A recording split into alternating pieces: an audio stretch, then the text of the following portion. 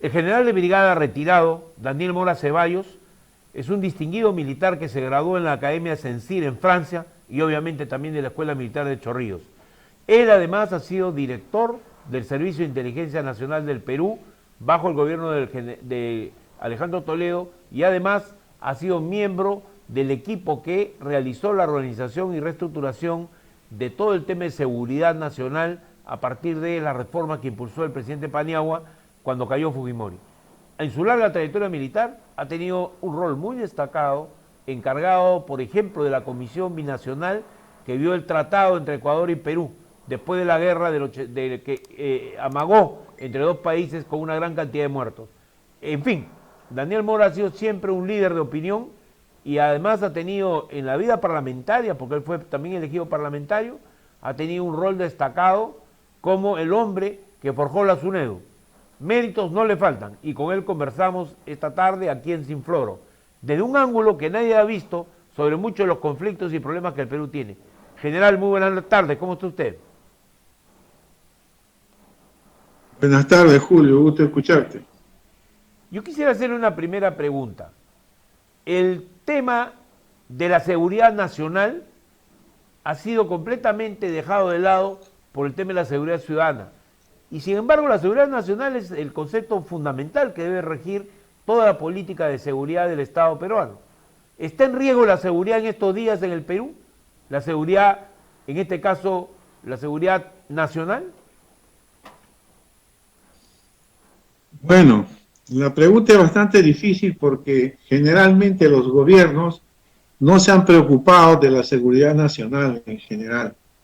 Siempre hemos sido sorprendidos por los acontecimientos, a pesar de las advertencias y las recomendaciones que daban los sistemas de inteligencia y las mismas Fuerzas Armadas a los gobiernos de turno. Entonces, hemos pecado de imprevisión, hemos pecado. El tema del conflicto con el Ecuador fue un claro ejemplo, por ejemplo, en el caso de cómo estaba preparada la fuerza. Éramos testigos, yo fui un testigo de sección en el terreno de combate, cómo nuestras Fuerzas Armadas estaban en calzoncillos prácticamente frente al tema del Ecuador. Entonces, no hubo presupuestos, como ahora mismo también se han rebajado los presupuestos, creen que la solución y la entrada al desarrollo pasa por eliminar las Fuerzas Armadas, que muchos piensan eso, pero en realidad siempre vivimos en esa angustia. La seguridad ciudadana es otro ejemplo, ¿no? La preparación de la fuerza y la preparación de la Policía Nacional, por ejemplo. No puedes tener tú una buena policía jamás con una preparación de 6, 8 meses en la escuela, sea de oficiales o sea de suboficiales. Vemos, por ejemplo, que la mayoría de personal de policías que salen de las escuelas salen sin vocación de servicio. Y sin vocación de servicio es imposible tener una buena policía. Es como si tú tuvieras un cura sin vocación de ser cura. Igual pasa con los militares. ¿Cuál es la gran diferencia? La diferencia es que los militares tenemos, por ejemplo, nosotros estudiamos 5 años, en caso de los ingenieros 6. Claro. Pero los 5 años que tú pasas, un año cuando recién ingresas, es un año completo en el cual defines tu vocación. Y esto se hace en casi todas las mejores escuelas del mundo, sea West Point, West Alcide, en la cual he tenido el honor de ir en algún momento. Entonces, acá, a nosotros que entramos, por ejemplo, 218, voy a hablar de mi promoción, en el primer año se fueron más de 100, porque no tenían vocación, porque decidieron cualquier otra cosa, porque no rindieron. Acá, en el Perú, las Fuerzas Armadas siguen con esos criterios. Sin embargo, nuestra policía, por ejemplo, sigue sacando policías con 6, 8 meses y ganando más de 3,000 soles. Es buen negocio para los delincuentes entrar a una escuela general, si y salir con un sueldo, y la seguridad ciudadana por eso está así. Si la seguridad ciudadana está así, la seguridad integral del territorio también está venida a menos, ¿no? Bueno. Entonces, los servicios de inteligencia que ha costado recuperar para preparar un agente de inteligencia, Se requieren 7 años, 7 años. según los estándares internacionales más modernos, 7 años. Tú no puedes decir, entra un jefe de inteligencia que no sabe nada, vota a todo el mundo. Imagínate lo que nos pasó a nosotros con Paniagua. Claro. Prácticamente se destruyó el sistema, ¿no? ¿Qué tenía que ver el frente externo, por ejemplo? Nada. Claro. ¿Por qué se despidieron a todos los especialistas de todos los países limítrofes? Había la carpeta Chile, la carpeta Bolivia, la carpeta Colombia, etcétera, que eran unos expertos que podían recitarte hasta cuánto calzaba Pinochet en esa época y qué tipo de medias usaba. Claro. Entonces, el gran descuido que hemos tenido con las Fuerzas Armadas y en general con el sistema de seguridad ha sido grande. Y los gobiernos no lo entienden.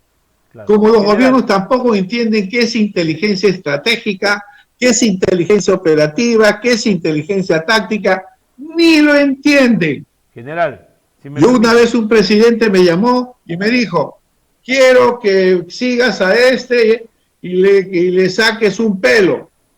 Yo le dije, presidente, eso no es inteligencia estratégica. Inteligencia estratégica, y tú debes saberlo muy bien, Claro. que en alguna oportunidad trabajaste, Claro. cuando hicimos el estudio del campesinado peruano. Claro. Y que tú llegaste a conclusiones muy, muy certeras que para mí yo siempre las tengo presentes. ¿Por qué el movimiento campesino en el Perú no prosperaba como había prosperado en Ecuador y como había prosperado en Bolivia? Claro. Y que ahora, aunque tú no recuerdes el estudio, ¿no? Podemos ver, por ejemplo, lo que está pasando en este momento en nuestro país. La distancia logística, la falta de un dirigente campesino a nivel nacional, como sí lo tiene Ecuador, como sí lo tiene Bolivia. La distancia logística o la distancia del centro político con la periferia o con las comunidades campesinas. Yo avisoraba que no iban a llegar acá más de 5.000 o 6.000 personas comuneros. Es imposible. Es muy costoso. Cuando hicimos la marcha de los cuatro suyos,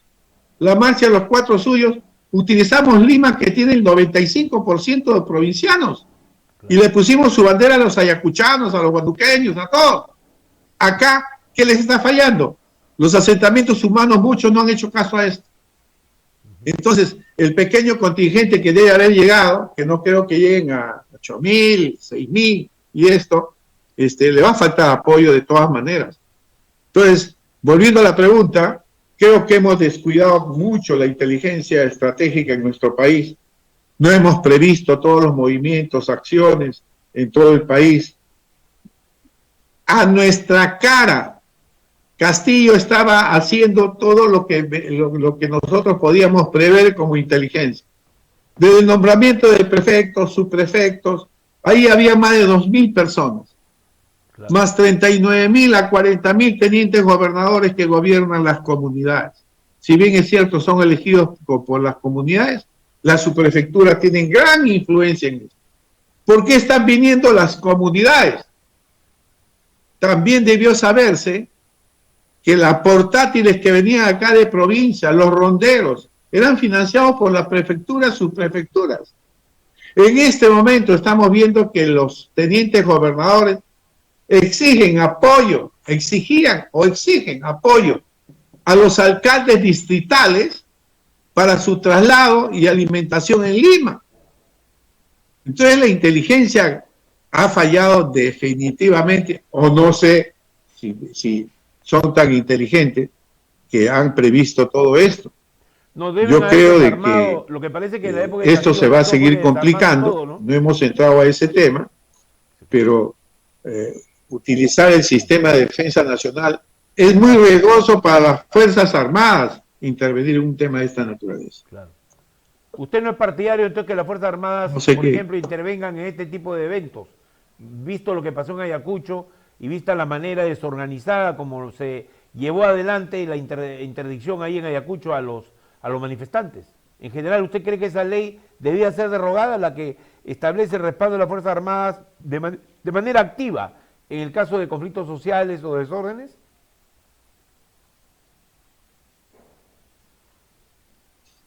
La Fuerza Armada tiene mayor intervención cuando se declara toda una zona en emergencia y se da el control político militar. Ahí tiene mucho más autoridad y flexibilidad. La experiencia nefasta que hemos sufrido nosotros nos hace ser desconfiados. Nosotros nos interesa tener toda la legalidad puesta detrás de nosotros. Para que tengan una idea, hay más de 2.200 oficiales enjuiciados. Violación de derechos humanos. Hoy mismo, después de 35 años, acaba de salir una sentencia a generales que tienen 85, 86 y van para los 90 años por violación de derechos humanos. Porque basta que a un campesino se le diga, ¿tú has tenido algún problema cuando hubo el senderismo? Sí, se me murió mi tío, mi papá. ¿Y quién lo mató? Sendero. No, di tú que lo mataron un militar y entonces yo hago una cuestión en derechos humanos, te hago un juicio, te doy tu parte y el abogado se queda con el 40%. Entonces, hemos estado sometidos a esto y es terrible ver en la Fuerza Armada estos juicios que todavía continúan. Entonces, para un oficial en este momento intervenir en un caso de estos es muy riesgoso. Igual cuando dio el autogolpe Castillo. Claro. Yo declaré que estaba convencido de que Castillo no tenía el apoyo, no iba a tener el apoyo de la Fuerza Armada nunca. ¿Por qué? Por la experiencia que hemos tenido y por la capacitación que se ha dado a los oficiales en las últimas décadas sobre la Constitución y el respeto a la Constitución, y que somos unas Fuerzas Armadas de la nación, no de un gobierno en particular. Claro. Somos unas Fuerzas Armadas del Estado. Y eso ha calado mucho en el oficial. Entonces, cuando Castillo decía, ¿me van a apoyar? No, yo decía, es imposible. Porque de todas maneras va a haber juicios. Hay el general Briones, después de años, fue enjuiciado por haber aplaudido el golpe que hizo Fujimori. Está preso. Claro. Fue ministro de Interior, y todo, etcétera, etcétera. Claro. Entonces, para nosotros es mucho más fácil, aunque parezca mentira, ¿no?, ser constitucionalistas. Nuestra formación está orientada a respetar la Constitución. No podemos ser un país bananero ya. Debemos respetar la Constitución. Los Estados Unidos es igual. Debemos respetar, pues, sobre todo la Constitución y lo que la Constitución señala para las Fuerzas Armadas. Y en ese caso, bueno, se le chispoteó, pues, a Tres Patines Castillo, ¿no? Se le chispoteó, ¿por qué? Porque pensó que las Fuerzas Armadas, un general iba a decir, pues, sí, apoyamos, y todo el mundo apoyaba. Entonces yo creo de que acá hay una institucionalidad que se ha fortalecido con todo lo que nos ha pasado en las décadas pasadas, la experiencia que hemos tenido en el frente externo, que también la división causó que nuestras Fuerzas Armadas estuvieran debilitadas, fue una conjunción de las Fuerzas Armadas y la diplomacia lo que permitió lograr el acuerdo con Ecuador. Claro. Pero fueron unas Fuerzas Armadas que trabajaron mejor en la mesa.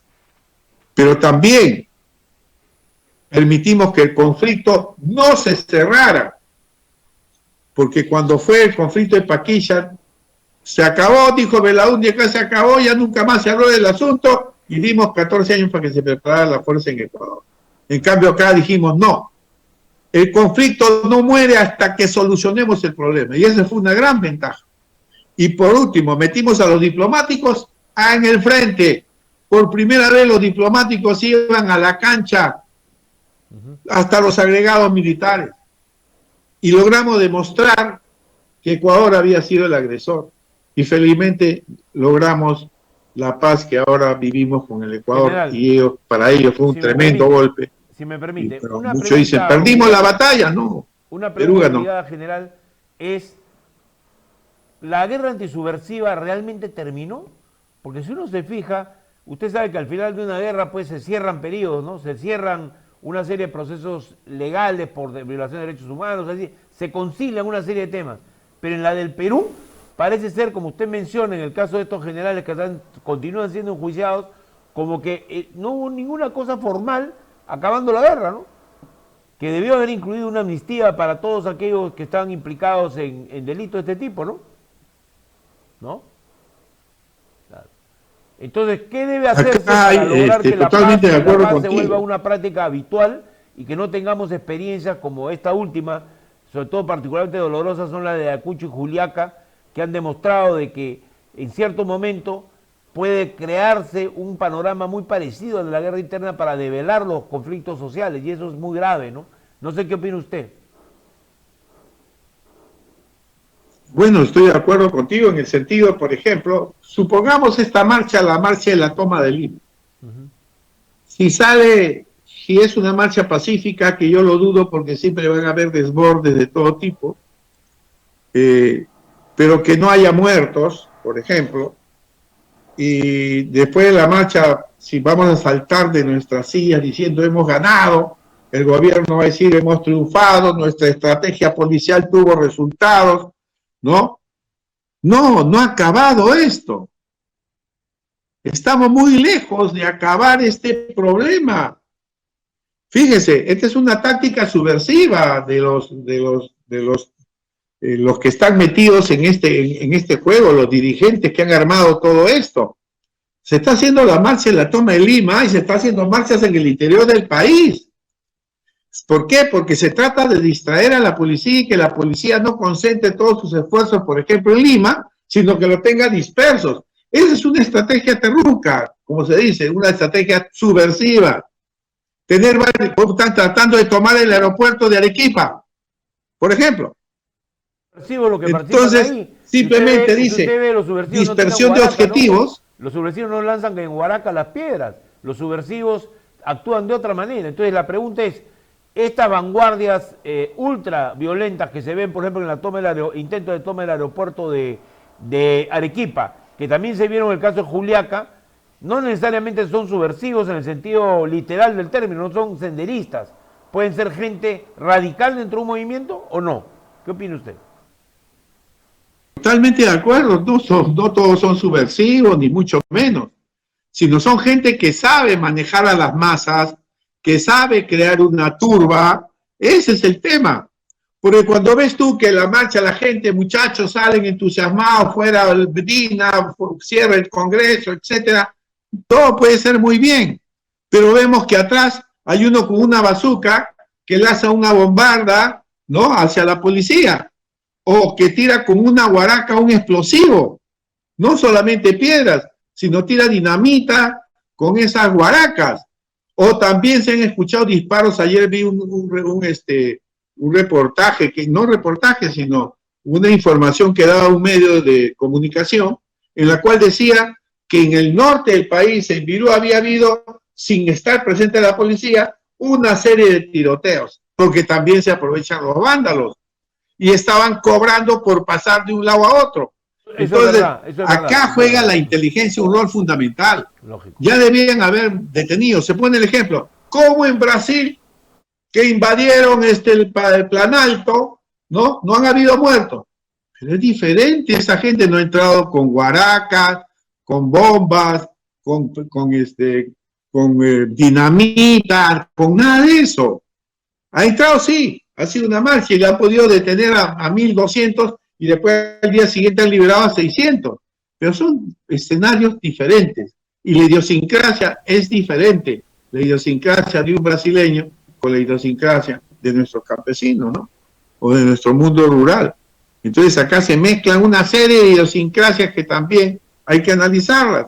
Y creo que la inteligencia estratégica, si hace bien su trabajo, ¿no? Podrá ayudar a la toma de decisiones. Según lo que usted dice. Pero Dina Boluarte, desgraciadamente, es débil para aplicar la Constitución y la ley. Yo no estoy diciendo que todos sean subversivos, que la protesta no sea legal, porque también hemos hecho pésimos gobiernos, y si bien es cierto, Lima ha desarrollado, ojalá pudiéramos tener pues 25 Limas. Cada región debería haber sido convertida con estos años que han pasado de bonanza económica en grandes ciudades, llevado el bienestar al campesino para que el campesino sienta que que este gobierno, este Perú es diferente, claro, que lo está tratando de servir. Fíjense, no le damos importancia al gobierno regional de estas marchas. En Puno, se acaba de reconocer que el gobierno regional anterior ha regresado 1.000 millones. 1.000 millones ha regresado al gobierno regional de Puno. Y hay hospitales y colegios que no se terminan hechos por el gobierno regional. Y de 25 regiones, de 25 gobernadores, hay cerca de 18 presos de gobiernos anteriores, claro, y actualmente de los actuales también han habido presos por corrupción. Entonces la descentralización estuvo mal hecha, no sé, creo que sí estuvo mal hecha, claro, porque debió hacerse pilotos como lo han hecho en Francia, como lo han hecho en Alemania, una descentralización bien pensada, y hubiéramos llegado con mayor razonamiento a buscar el progreso de nuestra región. Pero llega un gobernador robar. Claro. Uno es muy especial. General. Uno, tú dices, hay una pobreza grande. Sí, hay una pobreza grande, pero no te olvides que el Perú llegó a tener un nivel de pobreza del 21-22% en total hace 2-3 años. Ahora se ha duplicado casi el nivel de pobreza por la pandemia y por las otras cosas. Claro. Pero en Puno, ¿tú crees que hay pobres en Puno? Ahora escuché en una radio local que un comerciante puneño reclamaba ante la radio que le cobraban los que organizaban las marchas 50 soles por no ir a la marcha. 50 soles. De multa. Cada semana le tienen que pagar 50 soles. Uno, el 75-80% es economía informal y fundamentalmente orientada al contrabando. Si tú vieras nomás cómo son los matrimonios allí, y que aparentemente son pobres y no son tan pobres, pero sí los servicios básicos que debía poner el Estado, que es su obligación, y hay que buscar una fórmula para que los proyectos sean coordinados con la gobernación y se hagan en conjunto con equipos técnicos. Mira, ¿cómo es posible que cada proyecto tenga que tener un perfil, etcétera? Ya. ¿Por qué no hacemos un modelo de hospital de calidad que solamente cambia para todo el país igual? Así es. Así ¿Qué cambia? Como con los colegios. Los techos para el caso de las zonas de lluvia, claro, las cimentaciones y punto. Y se hace un solo gran proyecto que convoque a los mejores arquitectos del país, los mejores ingenieros del país para hacer un hospital tipo para el Perú, para cada nivel. Y no estar con estas sinvergüencerías de hacer el estudio prefactibilidad, factibilidad, no sé cuánto. Este es el modelo, esto cuesta entre esto y esto en cada zona y se acabó. General Mora, igual los colegios. Tengo que terminar la entrevista en razón del tiempo y le agradezco muchísimo su intervención, creo que nos ha dado una visión muy amplia. Hubiéramos querido hablar también del tema educativo, lo haremos en otra oportunidad. Muchas gracias por la atención, de haber atendido esta entrevista. Muy buenas tardes. Un fuerte abrazo. Adiós, chao. Y saludos. Amigos, con ustedes vuelvo en la siguiente edición de Sin Floro.